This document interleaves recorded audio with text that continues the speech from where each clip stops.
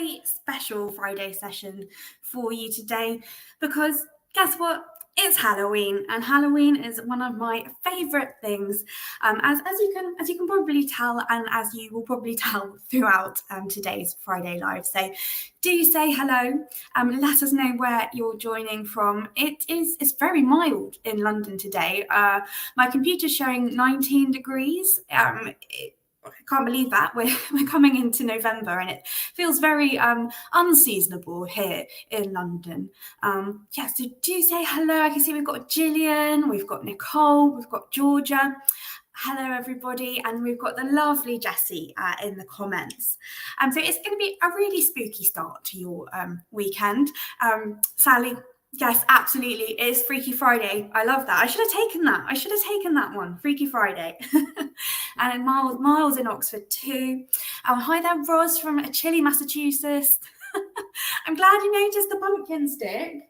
He's quite a funny little chap. A Halloween themed bouquet as well. I didn't know you could get those, but apparently you can. Hello, everyone who's joining us. Hi, Ellen. It's sunny in Illinois. That's wonderful. Shirley's over on YouTube. Sunny in Cambridgeshire. It's good we're seeing the sunshine. It's been quite a rainy week. I don't know. In London, it's certainly been quite rainy and windy. Sarah from Newcastle. Chile and Stoke-on-Trent with Andrea. Susan's watching from Liverpool. Yes, and there will be points awarded for this. Best names. Rose's pumpkin stick. It does need to be named. Hi there, Daphne. So yeah, as you can probably tell, I like a bit of Halloween, and that's the theme today. We're going to come face to face with all sorts of ghastly ghouls, and yeah, we're going to be looking at how to unravel some ghost stories, and we're going to look at a very special collection of Scottish witches. And our question of the week, which we will come back to, is what is the spookiest story you've come across in your family history research? So that's what is the spookiest story you've come across in the course of your family history research. We're going to come back to that. But first of all, we're going to take a look at some of our new records of the week. Some more people joining us. We've got Gary over on YouTube. Hi, Gary. Karen from a sunny South London. And Jessie is giving us her best ghost impression.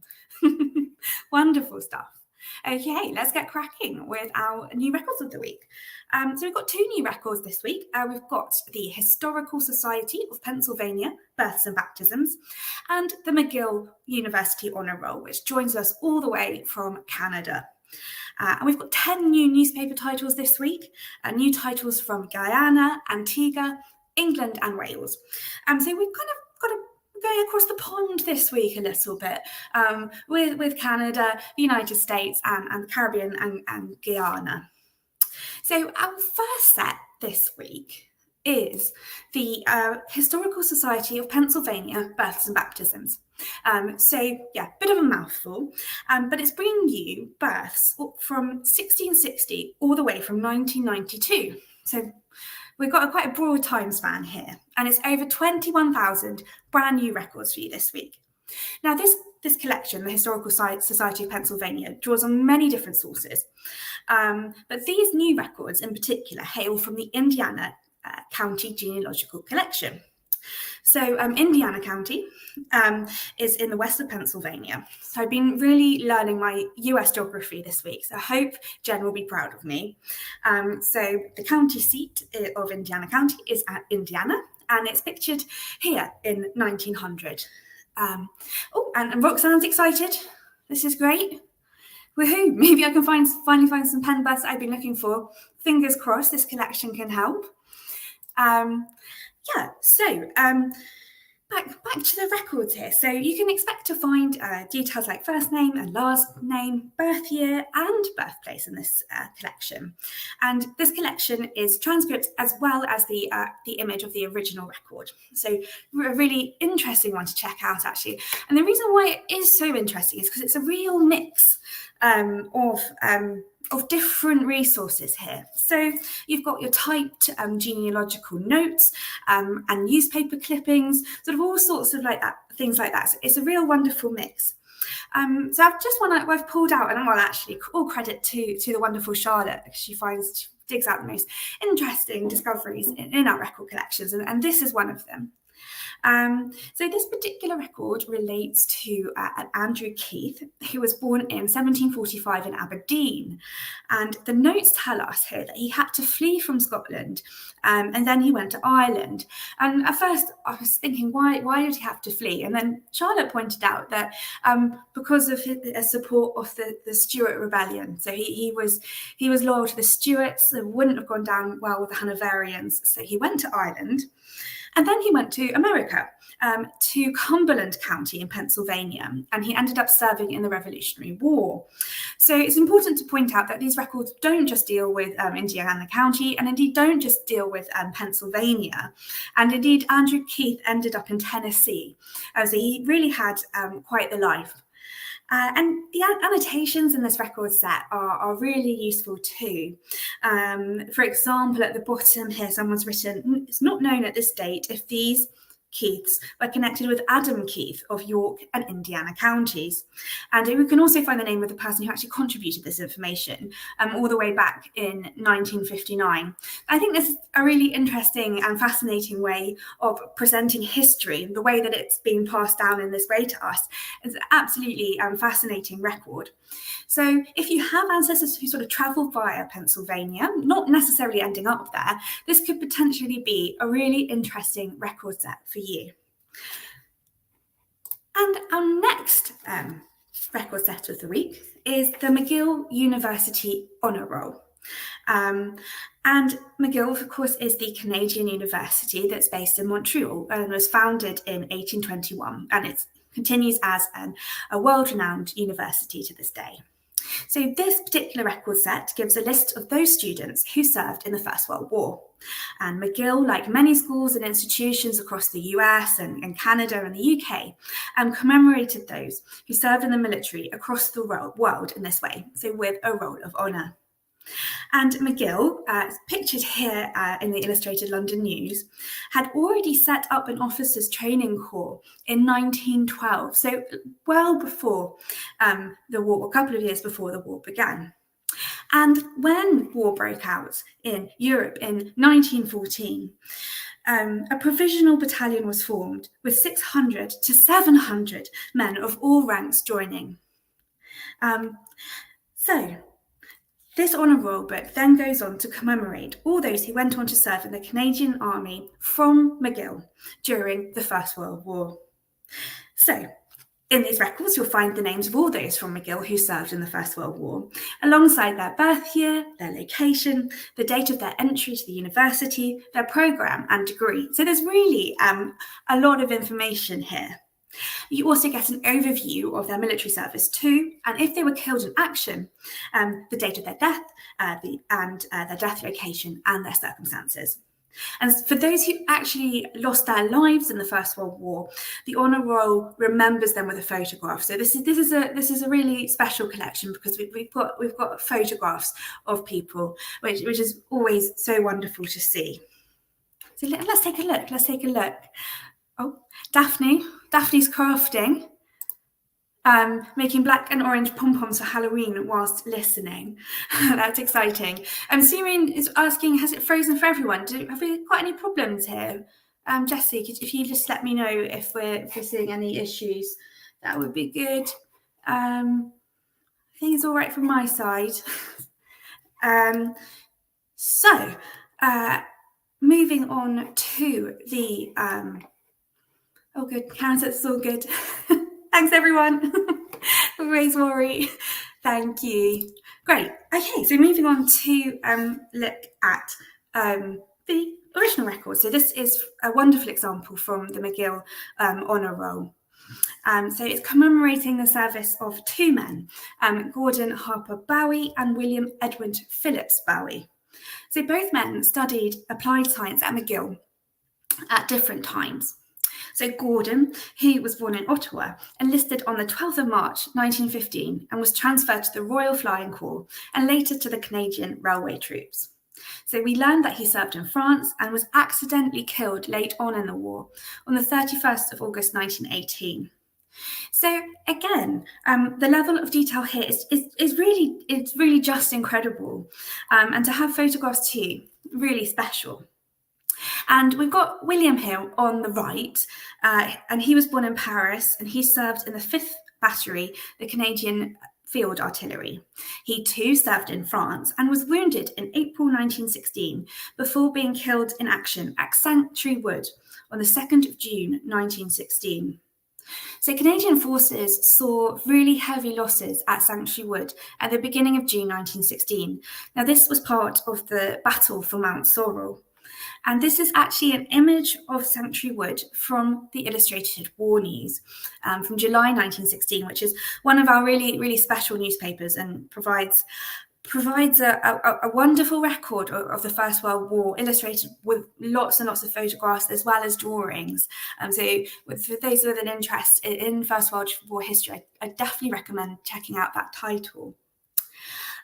So here at Sanctuary Wood, this saw Canadian forces involved in the defence of the line along southeast Ypres, and they saw really heavy casualties here. And the Illustrated War News dubs it the gallant Canadian counter-attack. And you can only really imagine the horror of it all. So you'll likely find a few men in the McGill Honour Roll who were wounded or killed during this particular offensive. And Sanctuary Wood is now actually a museum, so you can go and walk the trenches there. So I see we've got a suggestion for the little pumpkin stick. We've got Presley the pumpkin stick. I really like that. Oh, that's the wrong one. Clicked on the wrong one. Presley, there we go. I love that. Okay, and it wouldn't be me. It wouldn't be one of my Fridays Live without mentioning newspapers. Oh, and that's great. Sue's working for Sue over on YouTube. Sorry about that, Sue. We've had a really busy one this week on the side of newspapers. We've actually added over 500,000 newspaper pages in 1 week, which is quite frankly incredible. So we've got 10 brand new titles, and we've updated 75 of our existing titles. So a real top tip from me is to always check our updated titles, because we might have huge runs of particular newspapers that you're interested in added. So we've had recent updates to the Hull Daily Mail and the Bristol Evening Post.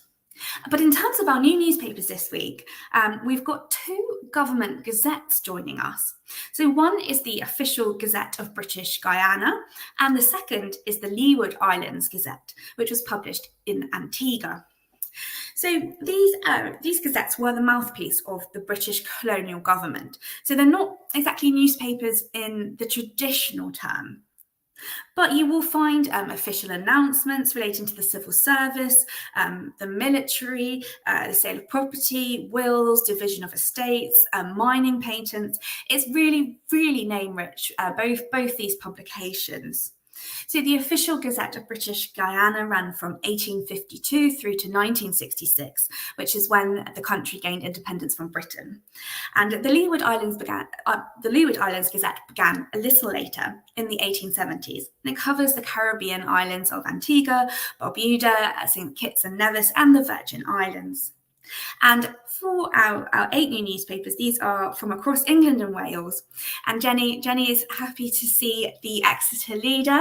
And our team we had a very happy team this week, actually, with quite a lot of local newspapers appearing. So for Ellie, her local newspaper from North Wales was added. And for Charlotte, her local newspaper from Essex was added. So we've got newspapers as well this week from Beaconsfield, Bridgend, Colville, and North Tyneside. So it's a real newspaper feast for you this week. And we've got another suggestion. Percy. I like Percy as well. Brilliant. Keep them coming. Okay, so it's now going to be that time of the week. Oh, my little ghosty has travelled a little on this particular slide. The question of the week is, what is the spookiest story you've come across in your family history research? Or indeed, do you have any ghost stories to share with me today? I did actually see a ghost. I believe I saw a ghost. So not strictly related to sort of my family history research, but when I was 5, I think, I was visiting my local stately home, which was Petworth House down in Sussex. So if you're ever in the area, go and visit. It's lovely. And I was walking along the corridor of the servants' quarters, and it was sort of dusk time. It was closing, and it's quite spooky anyway. It's quite atmospheric. You've got this corridor lined with big sort of, they're the backs to fireplaces, so it's quite imposing. And anyway, and as I was walking along, I glimpsed this long sort of skirt and the heel of a woman, sort of Victorian clothes. And at the time, I was convinced it was a ghost, and I still kind of think it was a ghost. You say as you're younger, you're sort of more receptive to this type of thing. But yeah, so that was my ghost story. Kim is sharing a fascinating story with us here. Not sure it's spooky, but my 7th great-grandfather's sister, Ellen Crisp, was tried as a witch in 1645 Suffolk. His great-grandfather, my 4th great-grandmother, was hanged in 1815 for arsenic poisoning. And then my great-grandfather took on the identity of a man who hanged himself in 1898. It doesn't bode well for my generation. Oh, wow. I mean, this this is incredible, and we're gonna be talking a little later about witch trials, and to have this sort of information about your family. This is, oh yeah, I mean, wow, that is quite incredible. So yeah, do let me know if you've seen any ghosts or any other witches, any spooky stories from your family tree, and I will delve into another ghost story today. So, but first,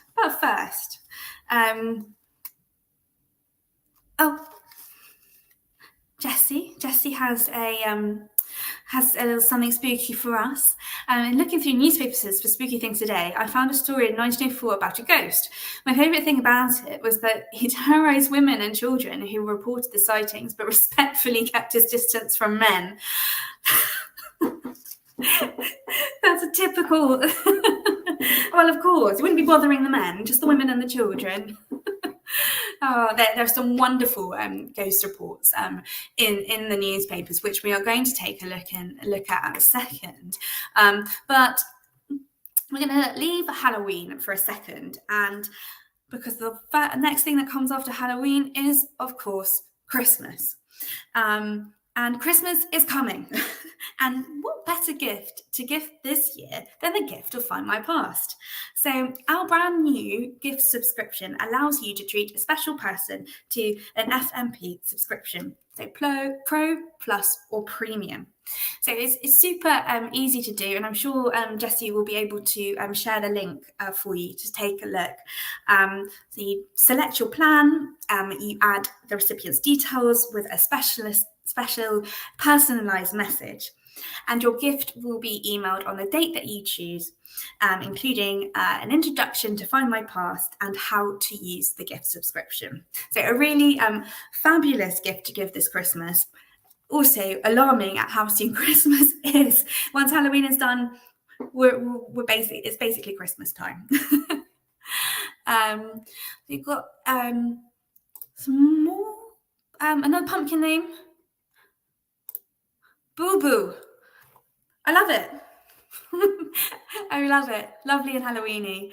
And as we got, oh, Gina's got a ghost sighting here. A long time ago, I woke up in the night to see someone standing by my bed, drifted past and went through the wall. When I mentioned it afterwards, no one believed me. That is very scary. Oof. I've got chills. Oof. And Ellie, hi Ellie. Looking for ghosts and senses. Didn't spot any.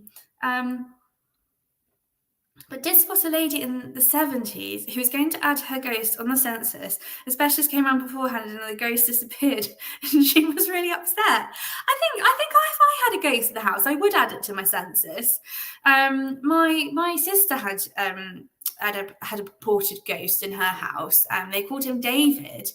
And they lived in a very, very old farmhouse. And she actually did some research on the farmhouse, went to the record office and discovered that a little boy named David had tragically lost his life. But I think David followed my sister around after she moved out from the house. So sort of a regular resident at hers. Oh, wow. And then you got Sue. Her father went to work at Holloway Sanatorium in Egham. When he first arrived, he predicted how the dormitory was laid out. The chap taking him around couldn't believe he'd not been there before. Oof, again, chills. Oh, wow. And there's something that's sort of spooky anyway about the old sanatoriums. Sort of thinking, that's very creepy. Yeah, exactly. Early house history can be super useful, because you can unravel stories of ghosts if in your home, because they might make the newspapers if there were reports of ghosts in your home. So an interesting one to look out for. A literal skeleton in the closet, maybe. So talking of all things ghostly, I'm going to do a quick how-to on how to unravel ghost stories using Findmypast. And I'm going to take a ghost story and try and find out the truth behind it by using our newspapers, of course, and the records on Findmypast. So talking of newspapers, this illustration here shows some true stories about ghosts, and it comes from the wonderful Illustrated Police News, which I spoke about the last time I was with you. So these illustrations come from Halloween 1881, so Halloween over 140 years ago. We've got some more ghost stories coming in. Gillian. Years ago, when I lived and worked in mid-Wales, the ghost of a friar was sitting at the end of my bed late at night. The spookiest part was that I even talked to him. Oh my word. I wonder, was there a friary nearby? Wow, and you spoke to him. What did he say? And Roxanne as well has some stories for us. More of a house history one, but one time my mum heard little girls laughing in the next door field and knew it wasn't my sister and I. She started looking into the property and learned that somewhere close to our property line, a mail train and passenger train collided, and a family, including 2 little girls, were among the dead. Oh my word, that's a tragic one. Oh, again, chills. I'm getting the chills. And yeah, house history. You know, these things. We've got these stories that hang in our walls, and using our records and newspapers, we can tell those stories and sort of bring them out from our houses. Okay, so and then Lynn has Lynn felt like she's being watched. In her 20s, I wonder if this is another ghost standing by. It is always like they're watching you at night. It's very creepy. Are we going to be able to sleep tonight, everybody? I don't know. Oh gosh, and Lynn carries on with her story. Looked towards the door and saw a girl with pigtails. And I was half asleep. I thought it was my friend's daughter. Later, when I mentioned it to my friend, she said that it was Lisa, who was a ghost. Oh, wow. Yeah, not sleeping tonight. No. Sleeping with the light on, definitely. All right, so thank you, everybody, for sharing your remarkable stories. And right now, I'm going to take you all back to the 1960s and tell you the story of George and Kruger.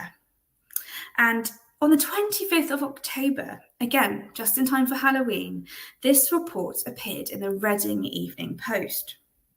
So it details the experience of a courting couple 2 years before, in 1965, when on a cold, dry December evening, they were sitting in a car on a lonely field path near Hawthorne Hill in Berkshire, and were startled by the loud noise of galloping nearby.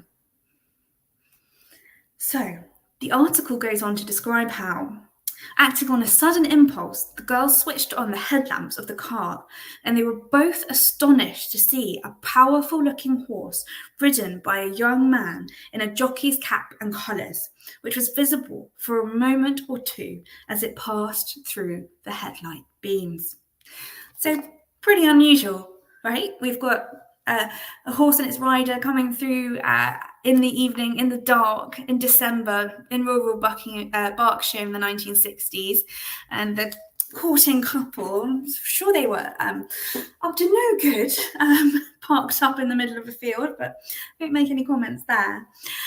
But yes, the couple were intrigued enough by this strange happening, and they actually begun to make inquiries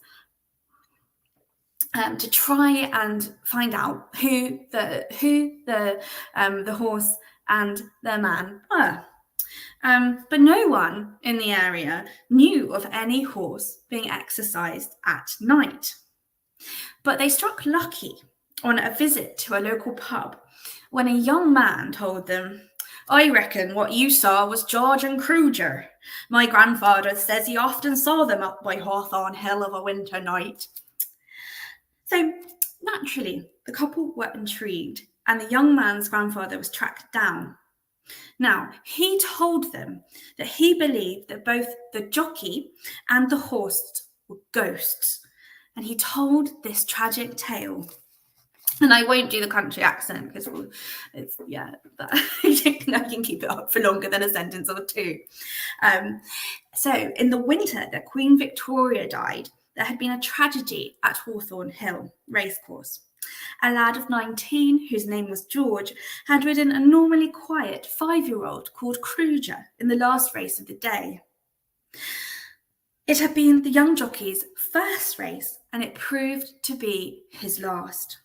The horse fell at the open ditch near Redstone Farmhouse and rolled on him.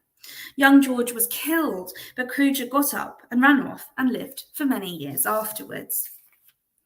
So this story really got me thinking, did this event that the old man described actually happen? So if it did happen, we should be able to prove it, right?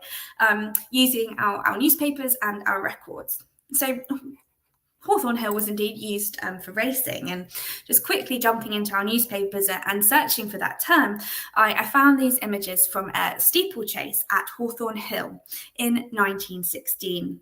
And you can see there in the middle photo, you can even see a poor injured horse in a ditch. But 1916 is a little bit after the event that the old man described. So he said that George lost his life in the winter that Queen Victoria died, and she died in January 1901. So searching for Hawthorne Hill and any mentions of any accidents in January 1901, I didn't find any corresponding accidents in our newspapers. But then switching up that date range, so the winter of, could be before she died, perhaps, so maybe the November and December of 1900, I was lucky enough to find this. So this is a report from the Reading Mercury. So it's a newspaper which is fairly local to Hawthorne Hill, and this sent the shivers up my spine. Again, I'm really sorry if people don't sleep tonight. We brought this on ourselves. So this is from 17th of November 1900, and the headline reads, "Fatal accident to a jockey at Hawthorne Hill steeplechases." So the article reads, "A sad and fatal accident occurred during the last race at the Hawthorne Hill steeplechases on Saturday at Redstone Farm." So this is sounding really familiar, isn't it?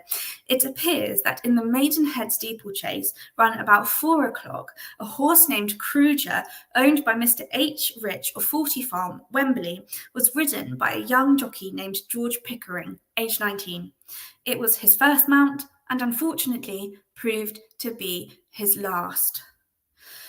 So this is almost exactly the same words that were used by the grandfather some 65 years later. And the article goes on to describe how. When his horse, Kruger, reached the open ditch near the farmhouse, it fell heavily and rolled on Pickering, who received internal injuries. The poor lad was taken to Redstone Farm and was attended by a medical man, but succumbed the following day to his injuries. So it actually happened. George and Kruger were very, very real.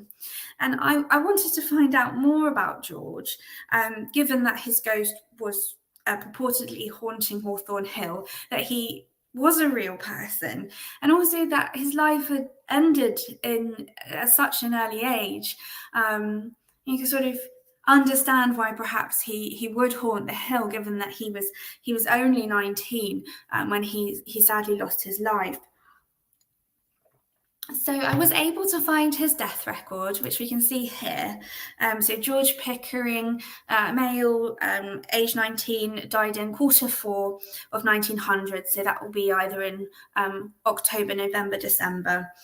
So he died in November, so that fits. And the death location is given, the district is Maidenhead. So the Maidenhead is fairly near to the Hawthorne Hill. So pretty certain this is George.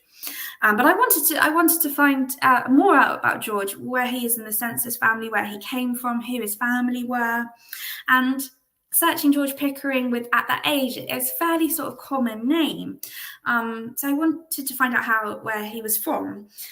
So I returned to the newspapers, and so it's always important to remember that newspapers, whilst reporting on the same event, would sometimes contain different details. So it's really important to look through different reports of the same event to bring out that nuanced information. So on the left-hand side is an article from the Hendon and Finchley Times from the 16th of November 1900. And the headline is, "A Cricklewood Jockey Killed." So straight away, we learn where George Pickering is from, Cricklewood, and it describes the inquest into his death. So we learn that he's from Cricklewood, which is in northwest London, and it's near Hendon, which is the area that this particular newspaper serves.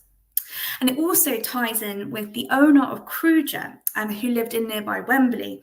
Although, those of you who are familiar with Wembley now, the idea of a farm being there, I can't quite picture it.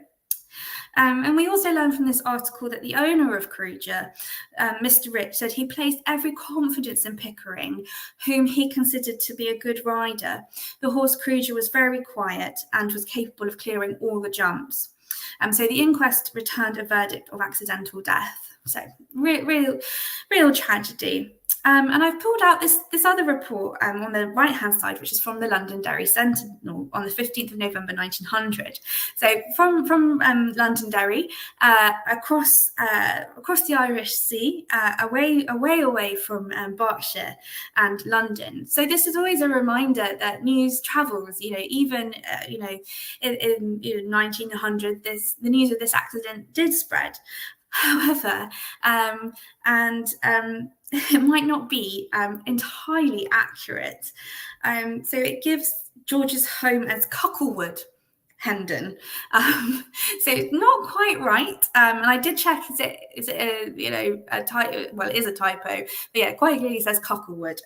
Not quite right, but near enough. Oh, and we've got Liam joining us. He's joined. Hi, Liam. A little bit late today. I was meeting a new member of the team who may be lurking in the comments now. Hello, new member of the team. And I can see some more ghost stories coming through. So I'll come back to these in a second. But just now knowing that George comes from Cricklewood, I was able to then find him in the 1891 census, and he is living at Hendon Park Road, which is partway between Hendon and Cricklewood, with his parents Joseph and Zilla, and his one of 6 brothers and sisters. And little George here, he's just 10, and he's listed as being born in Hendon. And interestingly, for his parents, I don't know if you can quite make this out, under where born, it's written NK, and I presume this is not known. And I did have to check that out because I thought I hadn't really seen that before. But in the 1871 census, his parents do seem to know where they're from.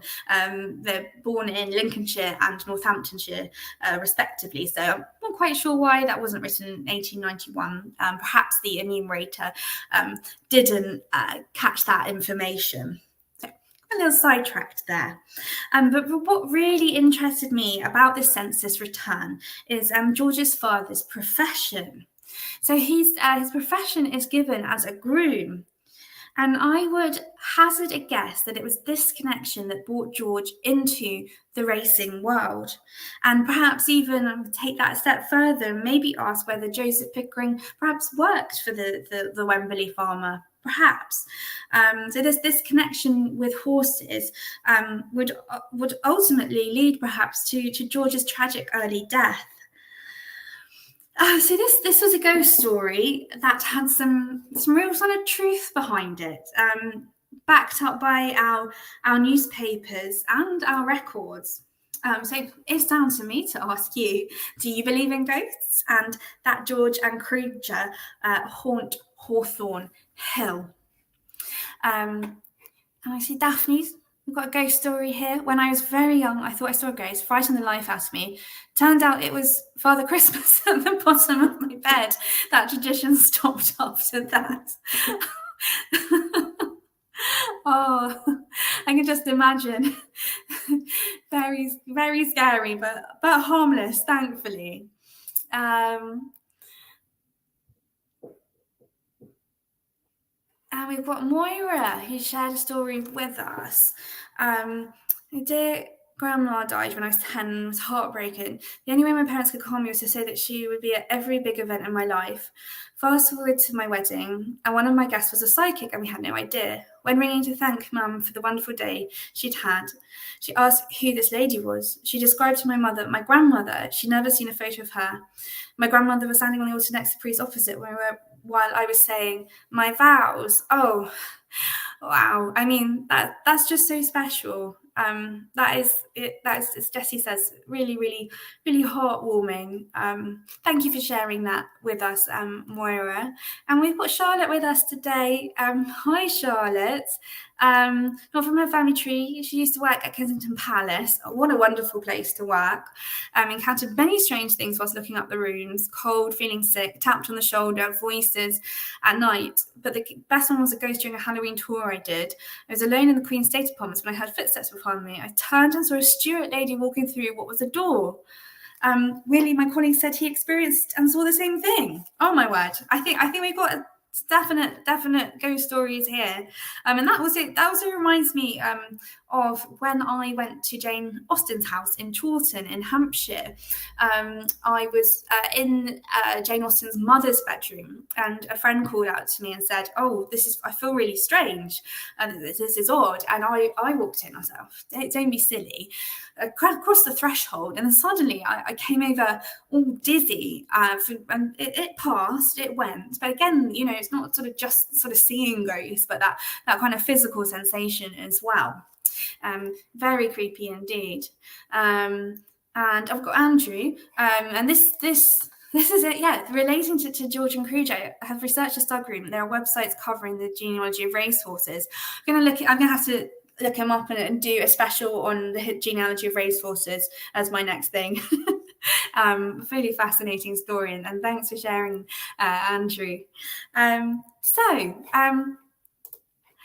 to move on now, and we're going to travel to Scotland to discuss a set that you might have missed, which is Scotland, Name of Witches. And this set comes all the way from 1658. Now, a little bit of background to this set. Now, the Witchcraft Act of 1563 in Scotland made consorting with witches or taking part in any witchcraft a crime punishable by death. And as we go into the 1600s, when James VI of Scotland became James I of England, many more witches were tried in Scotland than they were in England. And of course, King James had a famous interest in witches, and indeed that most famous Scottish play, Macbeth, was written to indulge the new king's passion for all things witchcraft. I digress. I wanted to talk about literature. That was what my degree was in, but we'll do Macbeth for another day. But in Scotland, between 4,000 and 6,000 people faced trial for witchcraft, and a staggering 75% of those tried were women, and they were predominantly from the Scottish Lowlands. So 1,500 people were ultimately executed for their participation in witchcraft. And after the Civil War, when the new Commonwealth was established under Oliver Cromwell, the justices of the peace were actually reluctant to pursue witchcraft cases. So they were a bit squeamish about some of the tactics used to elicit confessions regarding witchcraft. So the tactics that were often used was torture. So the new Commonwealth decided they didn't really like that very much. So the amount of witchcraft trials actually declined, with no torture, no witchcraft confessions. But the Commonwealth ended after the death of Cromwell in 1658, and so the witchcraft trials were re-established. And there was a long backlog, basically, hence this particular list of witches from 1658. And it's a long list of cases of the names that were heard in succession. And this is a depiction here of the North Berwick witches. And as Ellie says, she's been to the old church in North Berwick where the witchcraft craze apparently began. And yeah, exactly. This event happened in 1590, and the image shows the so-called North Berwick witches up to all sorts. They're shown meeting the devil in the churchyard. They're casting storms on ships. They're making potions. So this is what this set looks like, and as you can see, the writing is pretty difficult to decipher. We are 1658. We are old. We've gone back a way here, and what you get in the list, you get the location, so where the person who's been accused of witchcraft is from, and we also have a transcription, which I did admit helped me a little in deciphering the writing here. So as we know now, these allegations were, of course, sort of largely false and prejudiced, perhaps levied against women who had a knowledge of herbs or of healing, or women who lived alone, who were different, who were separate from the community. And accusations were sort of founded on that sort of fear of female power. And this record here is for Bessie Woodside of Kilbride. And note the spellings are a little different here than what we would expect today. Kilbride is spelled with a Y, as is Woodside. And what is really staggering to me is the amount of names in this particular list and how many people you can accuse of being a witch in 1 year. So below Bessie, we've got the names of Janet Graham, Janet Wilson, Janet Boyd, Helen too. So there are 117 names in this list in all, and it just staggered me just how many that is, that all of these people were seen to be witches for whatever reason. So I wanted to gain more insight into this list from 1658, and the atmosphere that went about, that created the atmosphere that brought about the creation of such a list. So I turned to our newspapers, and this is where newspapers can be really, really useful in providing that contextual knowledge. So all I did was sort of search the name Scottish witch trials and term Scottish witch trials and see what came up, not limiting it to any particular time. And one of the articles that came up was from the Linlithgowshire Gazette, which is from September 1934. And I did see this story pop up again and again and being reported in newspapers from 1934. And it's about a chap called the Reverend Canon J.A. McCulloch from the Bridge of Allen. And he had given a talk about Scottish witches. And he, in his talk, he told how the witches were believed to be able to raise tempests and transfer sickness from one person to another or to an animal. So he's sort of talking about these beliefs in the 1600s, and again how they tried to sink the ship that James VI was travelling in with his wife. And that was one of the reasons why King James was particularly interested in witches. He believed they'd essentially attempted his life. And I suppose I thought that the Reverend MacCulloch would be dismissing such beliefs. We're in the 1930s, we're perhaps a bit more enlightened, perhaps. But he states how the real cause of the persecution was the fact that witches were feared for the evil which they practiced. They were peculiarly malicious, a terror to all. Some witches were merely healers, yet as their power was supposed to be derived from Satan, they were equally evil and abusers of the people. So it's just staggering to me that he perpetuates this myth that these women were actually evil. That phrase, a terror to all, some 300 years later. And again, we've got a different perspective. This is from the Reading Mercury, the article on the right-hand side, and this comes from May 1830. So we're going 100 years before the Reverend MacCulloch. And this describes a trial of two wretched women who were indicted for the crime of witchcraft in 1665. So I just pulled this one out because I thought it was very interesting in how even so long after an event, our newspapers can shed light on the past. It's, they're a wonderful historical guide. So even though this was published in 1830, we get some details about a witch trial from 1665. And sadly, these two women were found guilty ultimately and were executed. And I quote, without making any confession. And you wonder why they didn't make a confession. I'm going to say they probably weren't witches. But for all the Reverend MacCullochs of the world, here we have Joseph Clayton, a socialist journalist. He worked in the late 19th and early 20th centuries. And he penned this article from one of our suffrage journals, Votes for Women, in November 1913, which I just had to include. So it takes a look at the witch trials that swept Europe in the 16th century.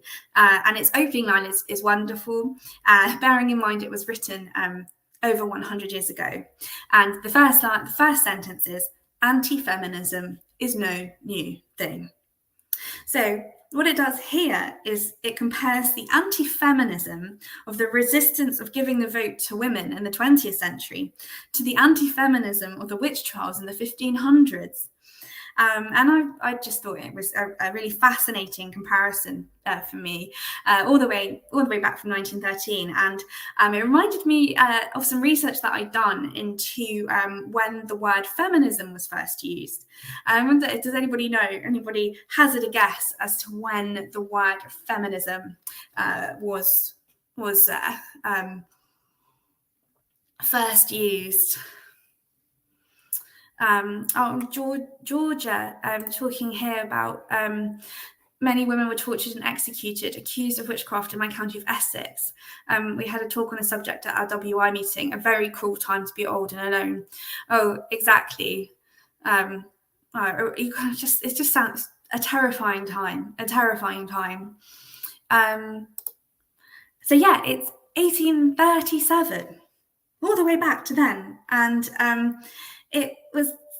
the word feminism was actually first used by a French philosopher, a chap called Charles Fourier. So it would have been feminisme.